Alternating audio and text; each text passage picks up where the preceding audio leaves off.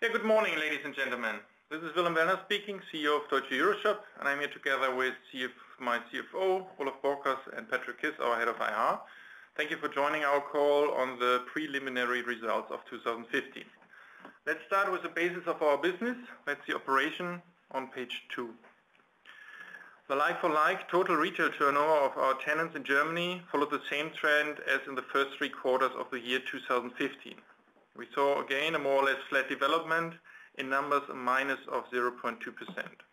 In more detail, we can report that the following segments showed a good growth. Services turned out to be the strongest with a plus of 3.3%, followed by healthcare and beauty with plus 2.9%. Additionally, food catering turned out nicely with a plus of 2.4%, and electronics also showed a positive growth contribution with 0.8%. On the other hand, some segments showed decreasing turnovers, as one could already see developing over the year. Fashion textile turnover decreased by 1.4%. However, this is a slight improvement from minus 1.6 in Q3. After the very peculiar winter weather until end of 2015, that is almost no winter weather at all, we had expected this number to be potentially lower than in Q3. However, some fashion retailers started already very early with their sales season to mitigate the weather influence, some already in early December. So I have to see what this special situation means for their Q1 turnovers 2016. But let's continue with the turnover analysis by segment. Shoes came out with a minus 2.8%, and also sports showed a small decline of 0.5%. The department stores improved slightly to a level of minus 1.9%. In Q3 this number was still minus 2.3%, but they are still losing some turnover. So overall the picture concerning the tenant sales looks as follows. We are again happy to observe that our centers abroad in Poland, Hungary and Austria showed positive numbers.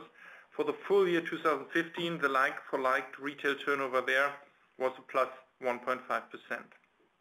For the Deutsche EuroShop Group, that means that the overall like-for-like tenant sales were unchanged. Looking now at the total tenant sales, so leaving aside the like-for-like adjustments, we saw basically also no change in Germany, a minus 0.1%, and a plus of 2.8% abroad.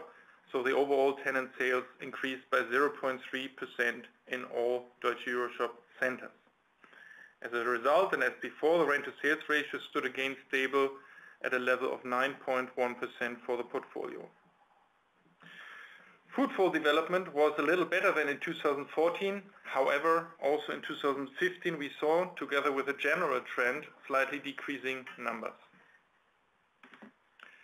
Let's now have a look at our tenant base and the developments in 2015 on page 3.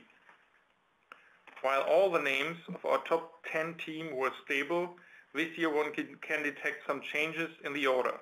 But these changes are rather technical, resulting from M&A activities on the retailer side.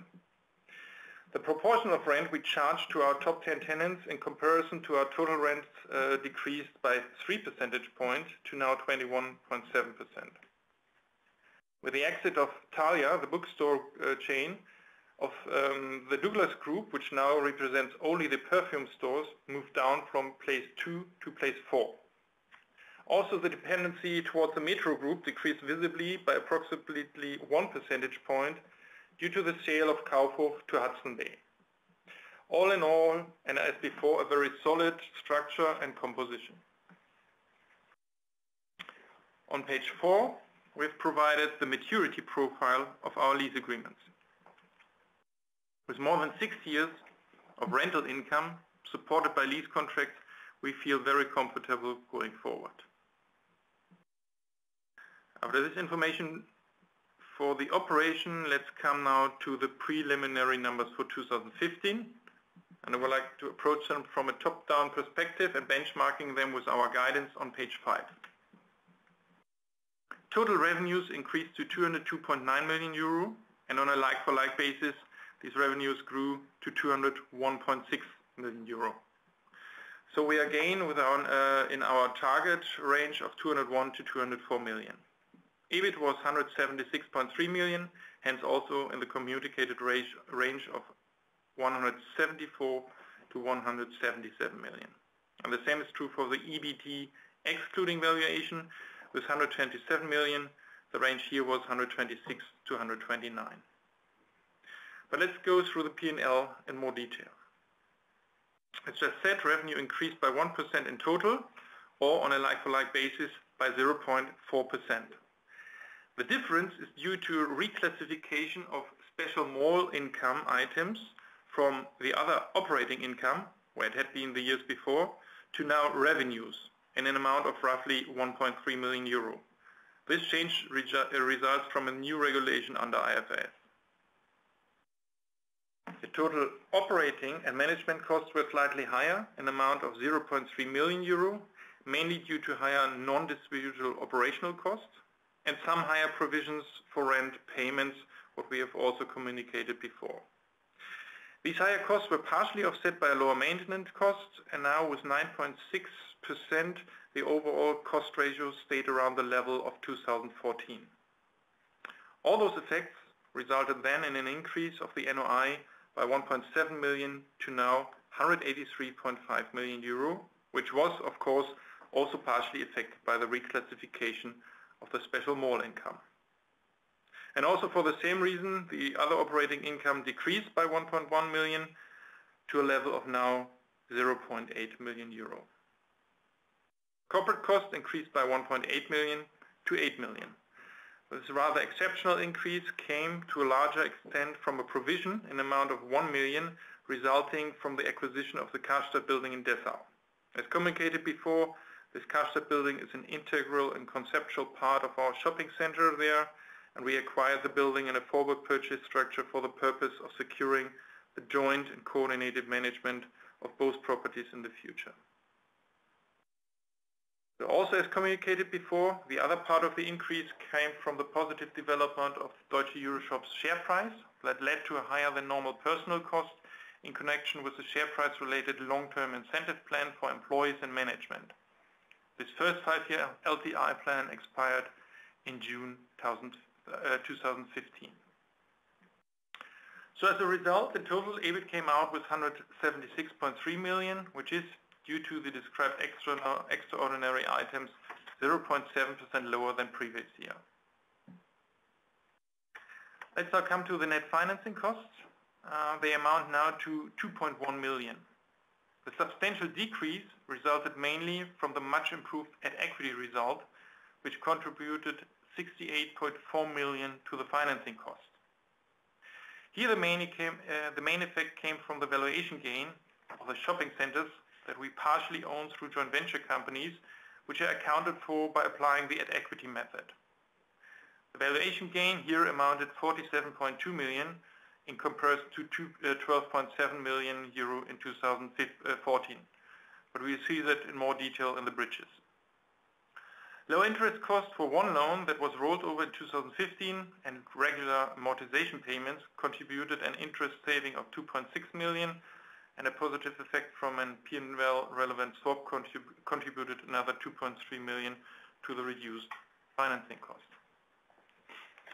But probably more interestingly, now let's come to the valuation gains of our shopping centers.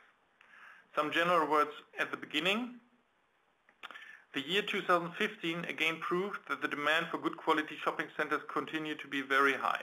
Correspondingly, prices have again increased substantially with a yield shift of approximately 40 to 50 basis points on average for such high quality assets.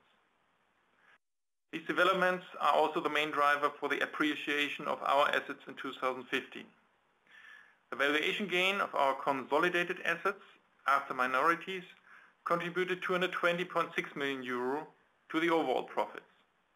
Here, just for information purposes, to get the total proportional valuation gain of Deutsche EuroShop for 2015, one would have to add to this the amount of valuation gain of the at-equity companies of 47.2 million, which are part of the financing cost. And then you would end up with a total gain of 267.8 million euro, which is roughly what we have released early January this year already. We are of course very happy to see these substantial valuation gains. However, just for the purpose of good order, would like to point out that such effects are of course non-realized and non-cash relevant, and that they are now and can be most presumably very volatile also in the future. This is to a large extent also due to external factors which we cannot influence and which can work both ways, e.g. may at one point in time also result into substantial unrealized valuation losses in times of generally falling shopping center prices. So while we very much appreciate the new valuation, we as company focus more on our income and FFO numbers in this respect. However, as valuation is a very important topic, we have prepared some separate slides for the valuation results, which we will show in a moment. But first I want to sum up the overall picture for the group. The EBT, including valuation, was up by 84%, now standing at 394.7 million euro, with taxes of 85.4 million euro, which are mainly higher due to the increase of the deferred tax liabilities relating from such valuation gains. The consolidated profit increased by 74% to 309.3 million euro. But now let's look into more detail in the valuation result on page 7 of the presentation. For the investment properties, the total revaluation result was 285.4 million compared to 88.3 million last year. After the acquisition cost of the Karstadt in Dessau and the subtraction of the proportion of the valuation gain that belongs to our minority partners, e.g. an amount of 64.4 million, the valuation gain of the investment properties attributable to DES shareholders amounts to 220.6 million. The deferred tax on this valuation gain is 46.6 million euro, leading to an after-tax profit contribution of 173.9 million euro. The corresponding number of last year was 62 million euro. On page 8, we now come to the underlying major valuation parameters that have been applied by our valuators, Jones Lang LaSalle. And let me first say some words to their methodology. For the valuation, Jones Lang ran a discounted cash flow model, which is based on a detailed and bottom-up 10-year business plan for each center. Rents and costs are derived by Jones Lang from the existing rental and service contracts and, especially for future periods, from JLL's own expertise. All cash flows of the 10-year period are discounted with a discount interest rate. Additionally, the exit value at the end of that period is derived through the capitalization of the stabilized cash flow at the end of the detailed planning period with a capitalization interest rate. Now important, all discount and capitalization rates were derived by Jones Lang LaSalle individually for each center from recent and comparable market transactions. This methodology is a very common standard today.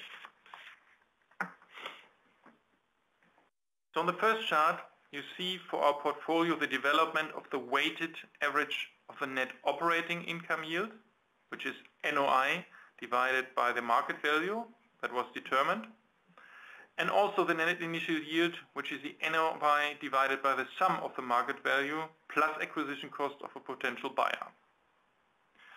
For periods before 2015, the numbers you see here came from our former valuator, Feri and GfK Geomarketing. For 2015, you see the numbers JLL have come up with, and you will detect that for our portfolio, the average yield compression of the net initial yield was 40 basis points, just along with the investment market. According to JLL, the average weighted NOI yield for our portfolio now stands at 5.46%, and the net initial yield at 5.30%. To show you the sensitivity of the valuation results to changes of the main value drivers of such valuations, we have provided you with a table at the bottom of this page. As you can see, and as you also would expect, the sensitivity is the highest for changes in the assumptions of the rent developments and the discount and capitalization rates. So after this elaborations on the valuation results, we would like now come to the bridges, starting on page 9. And here you see, very easy to follow, that the revenue saw an increase of 2.1 million, or 1%, to now 202.9 million. Part of such difference was attributable to the reclassification of the special mall income that I have referred to earlier. And the like-for-like growth accounted for 0.8 million euro, or 0.4%. A rather moderate development, but still just slightly above inflation. The bridge for the financial result you will find on page 10. Financing costs were 37.7 million lower than last year. Following the steps of this bridge from the left, you can see that the interest cost developed nicely, being 2.5 million lower than 2014. A P&L relevant swap contributed another 2.8 million to that change. So that leads us already to the main deviation, that is a change in the at-equity result. Here the difference comes to a very large extent from the valuation result in 2015, which was approximately 34.5 million higher than last year. Lastly, the minority profit share increased slightly by 0.9 million, along with the increase of the general result. So the net financing cost came in with minus 2.1 million euro. Let's come to the EBT bridge on page 11. EBT moved up substantially by 180 million to now 394.7 million euro. Again, valuation was the main driver behind that change, contributing 178.1 million, and the remainder resulted from the increase in the operating profit by 1.9 million, which is 1.6%.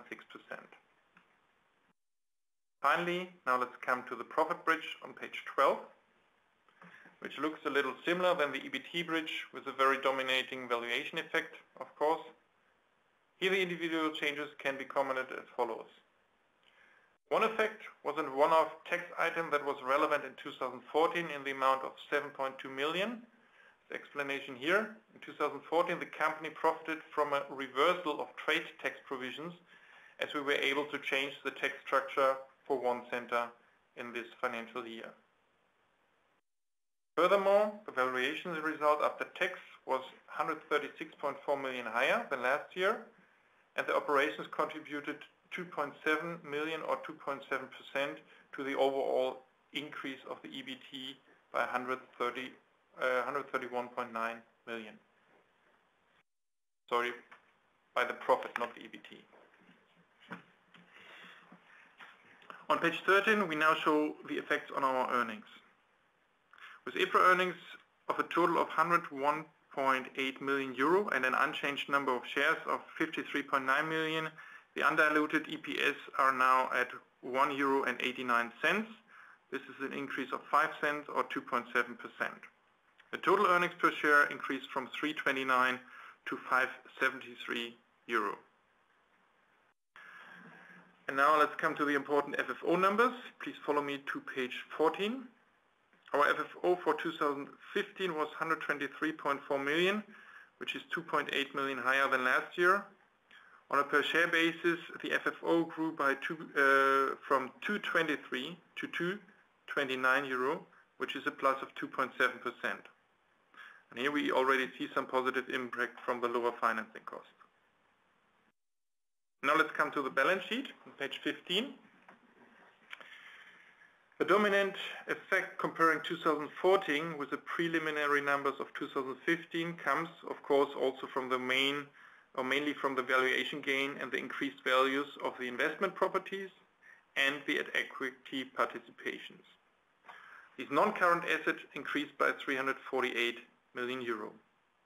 Furthermore, a good operational cash flow contributed to an increase in the current assets by 11.6 million. Liquidity as part of the current assets improved by 12.4 million euro. The group entity increased by 309.8 million and the minority share by 66.2 million euro, both also mainly due to the valuation gain. Financial debt was lower by some 22.5 million, resulting from the regular amortization of the consolidated loans. On the other hand, the deferred tax liabilities increased substantially, also mainly in connection with the unrealized valuation gains, of course. And the other liabilities were 9.9 million lower. The major effect here was a reduction of the negative market values of the interest rate swaps that we have. So, all in all, our balance sheet presents itself even stronger.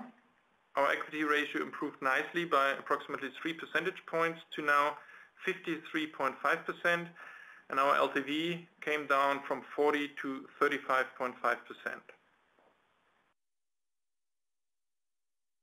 On that basis, the EPRA net asset value is presented on page 16.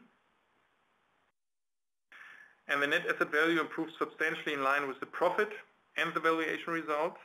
And the EPRA NAV per share now stands at 39.12 euro after 33.17 at the end of 2014. This is an increase of approximately 6 euro per share or 18%.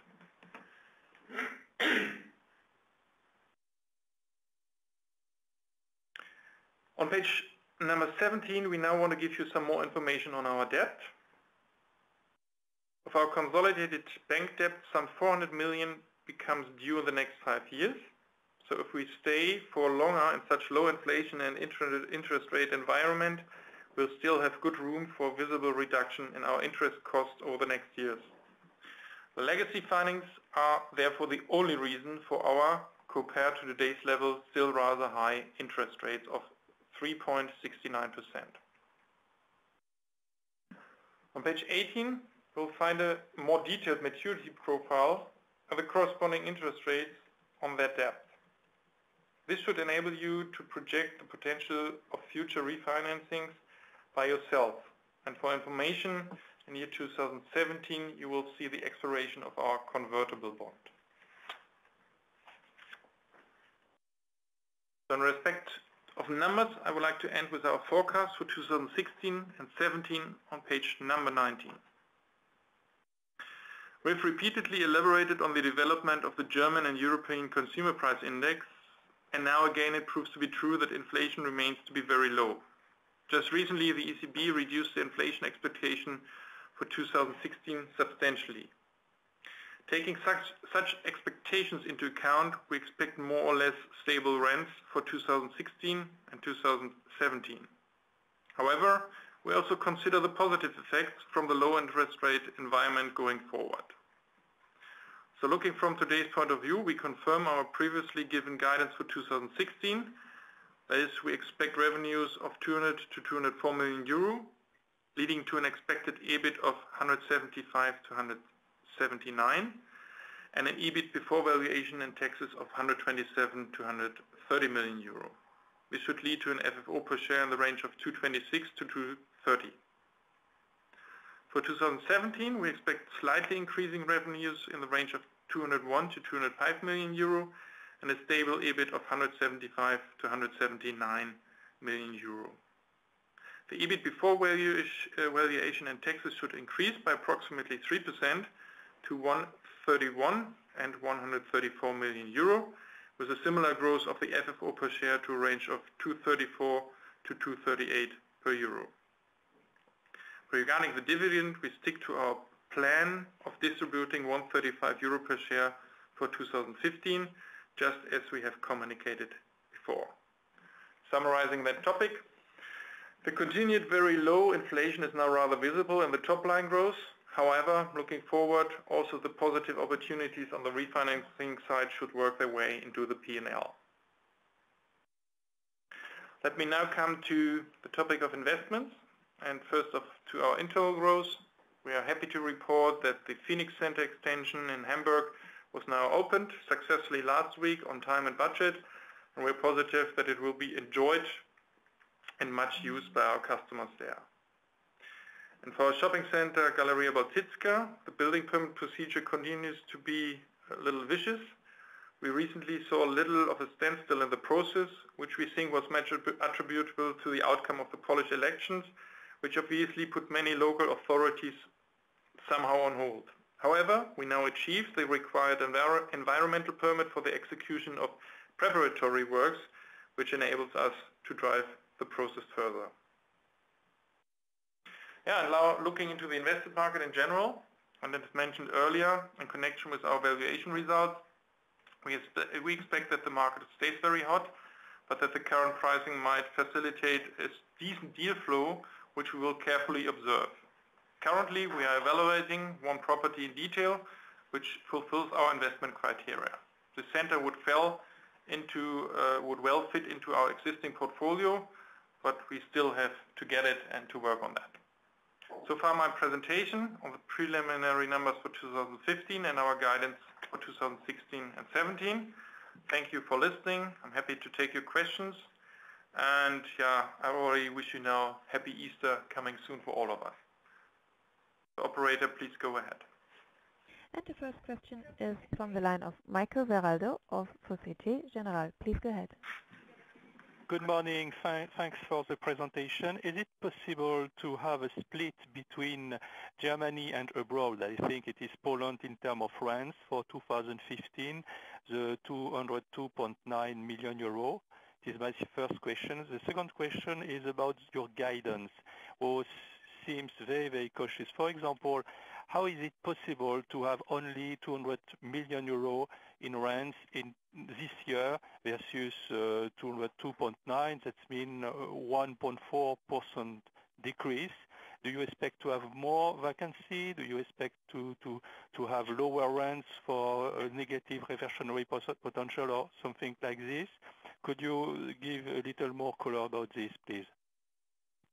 Yeah, let me first maybe start with the last question. In the overall revenue line, you see many items, also some one-offs or some penalties if some tenants leave, let's say, earlier than it was agreed in the contract. And we had some insolvencies this year, like Wellner or Madonna, and we could achieve some extraordinary revenues, but they are still considered as revenues. So this might look a little different. So we expect, unfortunately at the moment, but the tenant market is rather tough. We expect stable rents, not decreasing rents for the time being, and with low inflation, only a little effect coming out of that. So it's a little bit of extraordinary items this year that probably mislead you in your judgment then looking into next year. Okay. To be honest, on the question how to deviate between the Polish market and the German market, I would be happy if you could repeat it. But let me say 1/3. We only can increase the rents very, or I wouldn't call it slowly, but only if the rents come up for releasing. And of course, our Polish center is a big contributor of our international income. But in Gdansk, as we have told informed you before, we are planning really a big extension in the next years. So at the moment, many of those leases are not up for releasing. So we hope to see a bigger effect once we have the building permit and for the extension, and then also take on all the existing or upcoming releases and hope to see a good reversion there. So it would be a little misleading to see what really Gdansk would be bringing in 2017 isolated. Yeah? You always have to wait that the leases come up, which goes in waves a little bit. Every 10 years they come up. So, but if you probably would be a little more precise, I can try to answer it. Okay, thank you. Okay? Okay, it's okay. Thank you very much. Yeah, thank you. Next question is from the line of Ruud van Manen of ABN AMRO. Please go ahead. Hello there, gentlemen, and thank you for the presentation. My first question relates to the like-for-like numbers for the full year. 0.4% for the first 9 months. It was 0.9%, I believe. So is it really true that the fourth quarter would have a negative like-for-like in this case, or is there other effects? Yeah, as I said, we have some one-offs that you can try to, or extraordinary items that you can try to plan, and then the outcome is you only see in the fourth quarter, like these special effects. On the other hand, you have turnover rents that you try to calculate as good as possible, but this is a complicated task, so the turnover contribution or turnover rent contribution you only see in the last quarter. So there could be, as we said, the sales weren't that good in the fourth quarter. There could be an effect coming out of that. That could be it. Regarding department stores, well, over the past many years, the turnover has declined in this area. What are the expiries on these rental contracts, and are you concerned that the rent level would get too high on this part of the portfolio? I'd say we own very little property adjacent or integrated in our shopping centers where we have department stores. So let's start with the one that we have bought in Dessau, Karstadt. We have agreed on a new mid to long-term contract, and we have seen there, let's say, a market rent as of today. So we wouldn't expect any rents to see lower rents there. The other properties we have in our nice shopping center in the Main-Taunus-Zentrum, we have a Kaufhof and a Karstadt, and they are running long-term. That is almost 10 years, but there's upside potential on both of those. But this is something for the far future. And the others, to be honest, most of them are owned by other investors, and they are somehow connected to our building, but really do not belong to us. Okay. Yeah. Regarding the investment market activity, what currently do you see happening in terms of yield compression or the quality of the products that are for sale? Yeah, I told you last year that we saw much bigger deal flow than 2013, so that was true for 2014. But we, at least from our looking from our criteria, we didn't see too many good deals, put it that way. So we bid on very little. So what we hear in the market, what is coming, we hope to see and we expect to see more quality deals that would fit into our portfolio. This is a guess, it's probably a good guess, but that's where we think we probably have a better chance at least to bid on something when we believe in the quality. Pricing, to be honest, I think we are on a very high level, but I wouldn't rule out that for trophy shopping centers or very good ones, the pricing is going higher. My little fear is that even for B locations, so A quality centers, but in B locations, even the compression goes a little further. So, but we have to see. It's unfortunately, it's not such a transparent market that you can watch it on a screen, but I expect it to yield compression to go a little further. Yes. Yep. My last question relates to your current leverage level. Well, you have seen a major revaluation. Looking at the yields now in the portfolio, they are comparable to 2006, 2007 levels, but interest rates are lower. You mentioned that, well, yield compression might go on further, so the loan-to-value on a like-for-like basis might also decline. What would be your preferred route going forward with current LTV or maybe even lower? Would it be stepping into new countries, possibly returning capital to shareholders, or are more likely to be defensively financed and wait a little bit longer before opportunities would arise? Yeah, let's start with your last point. It's of course always good to be defensively financed, but I think we are now at a level where we are defensive enough. But you see such a valuation effect quickly puts you 3, 4, 5 basis points up and down. So if we would have, let's say, some kind of shock event, it's good to have a little reserve into that. And I think being a real estate listed company, 35 to 40% is a good range. But having said that, if we look into acquisitions, up to a cash position of roughly 100 and a little plus million, we of course wouldn't want to go to the market for new equity. I think this could be done with just financing. We furthermore stretch a little our financings. When we now refinance, we ask for more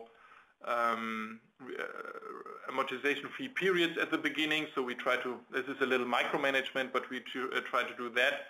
And we feel rather comfortable within 35 and 40. So we hope to manage that a little bit with a nice acquisition going forward. And if it's a bigger acquisition, so number much higher than I just would mention, we could also finance this property then with a little higher debt ratio, like 50%, and manage the overall level a little bit like that. Yeah, I think we're not at a state of thinking about a buyback of shares. We'd rather still look for property. And with 35, that's probably too early. 35%. And looking at other geographies within Europe than your current presence? Yeah, I think the 4 countries we are in now, adding the Czech Republic. I think this is where we feel very comfortable. Of course, we always look into other countries for opportunities. There are sometimes there, but nothing has convinced us. So we look into our core countries, put it that way, and we are open for opportunities elsewhere. But not just for the purpose of growth. It really needs to fit. Yeah. Okay. Well, thank you very much. Those were my questions. Next question is from the line of Thomas Effler of BHF Bank. Yeah, good morning, sirs. 2 questions, if I may. First one on your clients. Can you elaborate a little bit on the first 2 months, how you see the development in the fashion and shoe segment is from the weather side and from the competition side? Do you expect that to continue the declining demand in this segment? And the second one on your acquisition target, probably get more flavor. Is that kind of a core investment you're looking for, or a kind of more development project?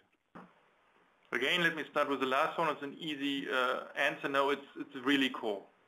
Okay. It's a very stabilized project or shopping center. And with the textile numbers, yeah, this is where we are still a little open, and we get the numbers from our all of our tenants only quarterly, so they do not report monthly. But as the Q1 call is not too far down the road, we are sure that we then can report. But it will be interesting to see. I mean, you hear and read a little or a lot about some retailers. I think they are in a phase now of adjusting from a fast growth phase into a little consolidation phase. You probably have heard that Tom Taylor, Gary Weber, all they want to shut down shops in numbers of 100 or so. We have checked with them so far, and none of those shops are in our shopping centers. So, which is a good sign that they are in very highly frequented places, and that the numbers in our centers are good for them, and they are in the normal phase of probably adjusting this fast growth phase. But to be honest, I do not expect tremendously well numbers for the first quarter. Again, if you look outside the weather and with the effects coming from Q4 2015, the early sales, we might see not so nice numbers. Yeah. But I wouldn't be panicking here. It's just development that we have to further watch. Okay, thank you. Next question is from the line of Gord Kanders of Bankhaus Lampe. Good morning from Düsseldorf. I have only one question regarding here this Dessau property acquisition.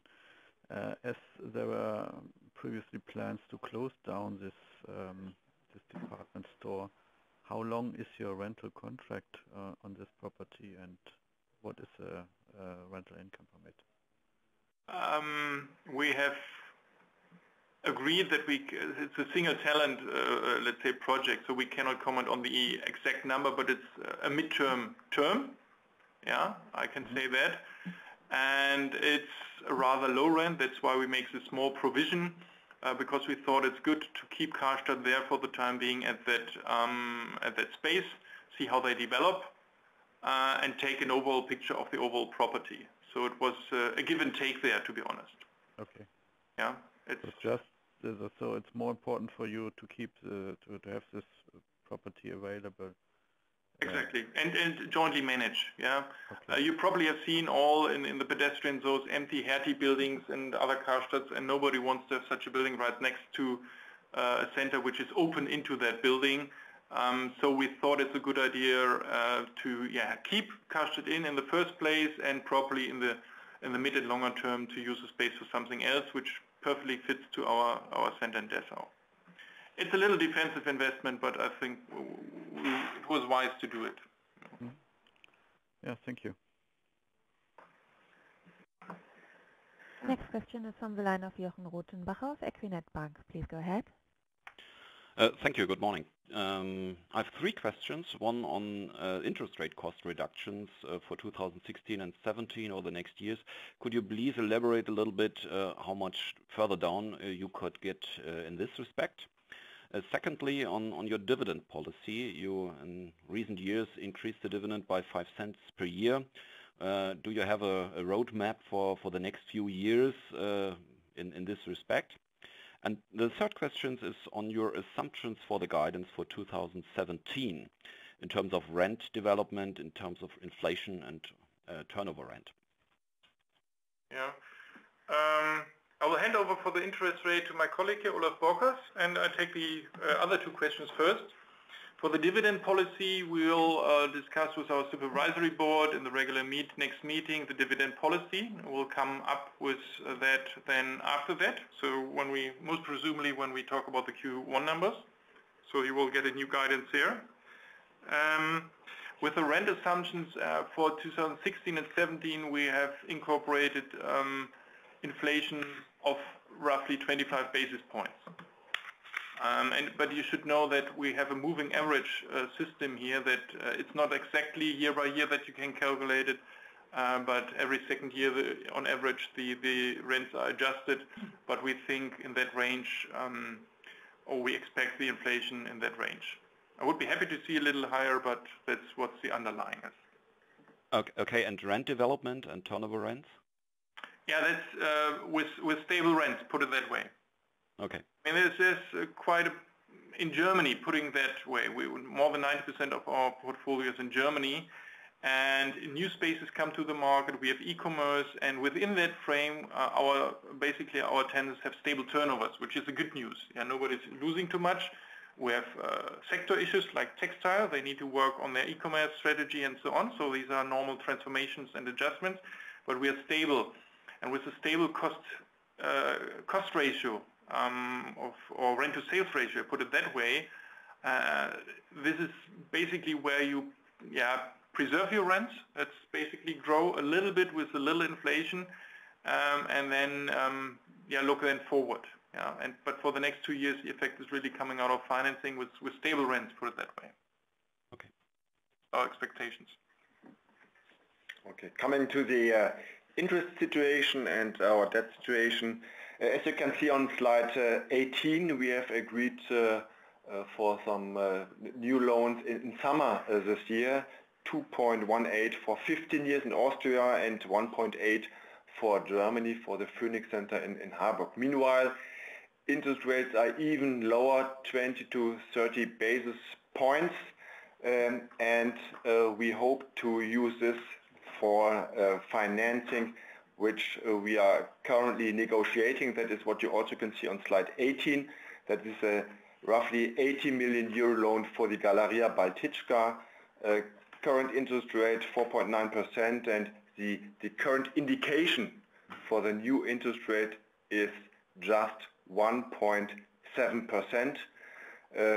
So we will have a positive impact, I would say, in the next years. And seeing what we have already agreed and assuming that for the Galeria Baltička financing we can agree on 2% for the 10 years period, we expect that our interest costs will reduce by yearly 2.5 million euros in 2016 and 2017. And as you can see, the big bulk of maturities will happen in 2019 to 2021. All interest rates are at 4.5%, and we will start the first negotiations for those loans end of this year, and hope for getting far better financings. Okay, thank you very much. Welcome. Next question is from the line of Manuel Martin of Otto Seidler. Please go ahead. Good morning, gentlemen. 3 questions, if I may. One question is, I compared a bit your revenues and your FFO per share. I saw that your revenues came out at the lower end of your guidance, and your FFO 1 per share surprisingly good, a bit over the top of your guidance range. What helped there? What was the issue there? Could you give me some hint on that? Yeah, I mean, it's lower financing costs, the effects, but it's also, one shouldn't forget, the cash tax that we pay. We pay very little, but we have to estimate it over the year, but it's only in detail calculated, and we're only able to calculate it really at the end of the year. So a 500,000 difference in the cash tax that we pay makes up 1 cent. Yeah. So and if you probably would expect it in line with the top line, the deviation is probably 1 million, which is 2 cents per share. Mm-hmm. So I just smile a little bit. We are rather good predictable, but we are not like an absolute bond, you know. And this is something you have to be in mind. Okay. My second question is regarding possible acquisition. I don't know how large your acquisition would be, but is it fair to assume that you would need a capital increase given your financing requirements to acquire a new center? I really couldn't comment on that at the moment, but as I said, if it's a mid and smaller one, we would do it without, and if it's a bigger one, we would have to do a capital increase, but I cannot comment on any activity there. Okay. Last center is regarding Hamburg. We saw the news that there is a new shopping center construction planned in Hamburg, a huge one. How could this affect your Phoenix Center and Billstedt Center in Hamburg? Any idea on that? Yeah, we do have ideas. We even have, let's say, from some specialist reports on that, and this is probably what you have seen in the news. I mean, it's a huge center that is being planned there, and it will have some effect. I mean, Hamburg is growing. Retail sales are not growing that much as population is growing. So it will be a bit of a shifting of, let's say, turnovers towards that big center. The 3 centers that we own in Hamburg, in and around Hamburg, one in the north, the Norderstedt, one in the east, that's Billstedt, and the Phoenix Center in the south, we probably expect Norderstedt not to feel very much. This is more a local shopping center for the people there. For the Phoenix Center being in the south, we don't expect too much, to be honest, because there's still the River Elbe in between, and we just have one big bridge, or 2 bridges if you want, and 1 tunnel crossing over that. So this is probably what we could see a little on the weekends if people really go there, but no dramatic effect. And on the Billstedt Center, it could be, the effect could probably from the 3, the biggest. However, the people that live in Billstedt are not absolutely typically the potential customers of that new shopping center there. However, as I elaborated, let's say the pie is not getting much bigger, so the potential turnover that's in the market, so it will be a reallocation of turnovers there. I think mostly it will be the inner city, the pedestrian zone, by quite a bit. That's why you hear a little bit the outcry. And probably the inner city center, the Europa Passage and so on. Okay, thank you. Okay. Next question is from the line of Peter Papadakos of Green Street Advisors. Please go ahead. Good morning, everyone. Good morning, Wilhelm. Sorry, I know it's been a long call. Just one question. Can you comment a little bit on what's happening in Poland with regards to the local the risks for property landlords and also your tenants as well in terms of potential taxes going up? How should we view that situation? Should we be modestly concerned, or should we be more worried than that? Yeah, let me start, and then Olaf Borkers, who's just working on the financing, and the banks are also asking the question from that point of view. I give you my personal view. This is not only Poland, we have seen that already in Hungary, that these things come up, but many of them are turned down by the EU, or let's say the effects are mitigated, so that it's nothing really threatening. However, it's a development. This is probably why the net initial yield in Gdansk is still a little higher than in the German center, but we don't expect it to be dramatic for the time being. What we have seen is that the retailers, especially supermarkets and so on, that are being attacked there a little bit, find their ways around they circumvented a little bit. So we have to follow it, but maybe the latest news on that I can hand over to Olaf Borkers here. Yeah, Peter, it's me, Olaf. Yes, there is a special tax for retailers should be implemented of roughly 2% on the turnover, and this is should be done for those retailers which have a space of more than 400 square meters. So obviously, international retailers are affected by this, and we currently see no problems for our debt financing. We discussed this also with the bank, which was surprised. It just took 2 hours, 2 weeks later, to get the permission for the loan. But there is no big impact awaited for our shopping center, as the loan to value is very low. And as Wilhelm said to you, retailers often find another way. We will wait what will happen with discussions for new rents. We currently see no impact. The discussions or negotiations with our tenants in Poland are very, very positive, but that's mainly due to the high quality of our Galeria Baltička. I do not know the impact on other shopping centers which are not as performing well as our Galeria. Got it, okay. Thanks, Olaf.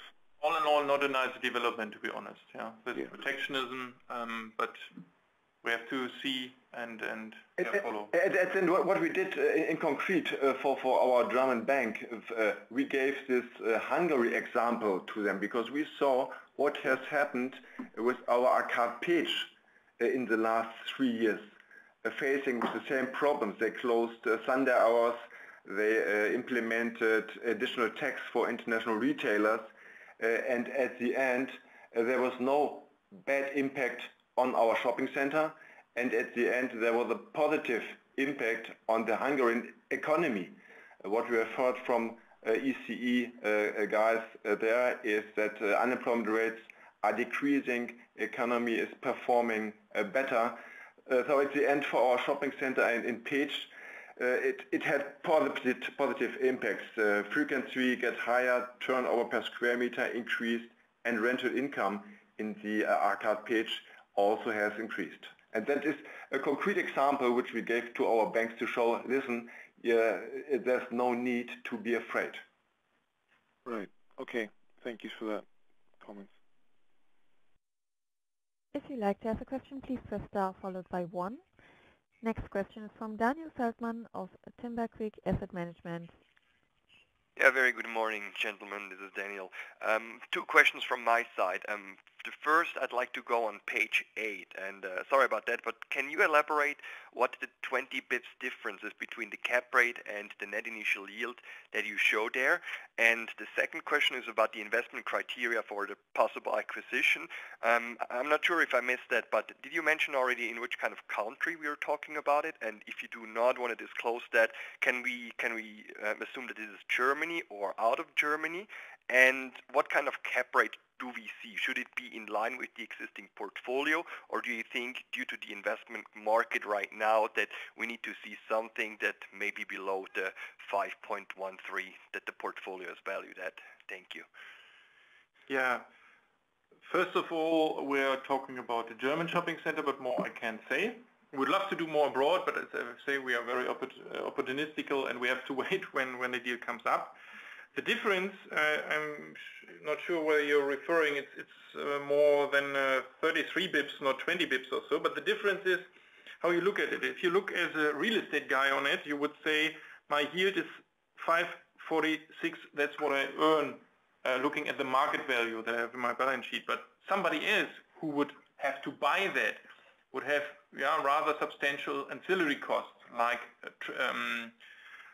the real estate transfer tax and so on, and some agency fees, and the price quotes that you get if you look or if you ask the markets, usually you see net initial yield, and that is the cost you would have to pay to somebody, or the price, this is a market value, plus your extra costs that you have. So the net initial yield is roughly always 30, 35, 40 basis points lower than the net operating yield. That's what the property produces. Yeah. I hope that clears it. And if you would put all our 19 shopping centers on a line, there is no A and B number that we could quote, and I've elaborated on that 2014. If you put them on the line, they are well below 5%, and they go all the way up the net initial yield to 6 point something for our Hungarian project. Yeah. So if we look at an individual shopping center, of course we benchmark it somehow to what it would probably be comparable to, but we couldn't say we would buy an A shopping center for that price or B for that price. Yeah, there are many ingredients, but of course, what we would want to make sure that it's at least producing on average the FFO that our portfolio is producing. Hopefully a little better, but with today's pricing, that's not so easy. Okay. One more question. The original question was about the capitalization rate, which is on the sensitivity analysis 5.33 compared to the net initial yield, which is 5.13. So there's a spread of 20 bips. For me, capitalization rate is already net yield. So my understanding, or the question about the understanding is, where does this 20 bips come from? Okay, sorry, then I got your question wrong, but there's an answer. I mean, this is a cap rate where you cap out the stabilized cash flow in year 11, yeah, at the end of the detailed planning period. And Jones Lang LaSalle here includes some kind of, let's say, higher cap rate because of the aging of a shopping center. All right. Yeah. This is one input. The other input is that in the future you will have also fit-out costs for tenants and so on, and this is accounted for in these addition. I see. And maybe the question with the yield of the potential acquisition, is this going to be in line with what we are talking here, or is this something which may be more compressed? We try to be in the range of our existing valuations and hope to get it for that. And as I say, it's a continuum of yields starting well below 5 and going all the way up. Yeah. Perfect. Many thanks for that.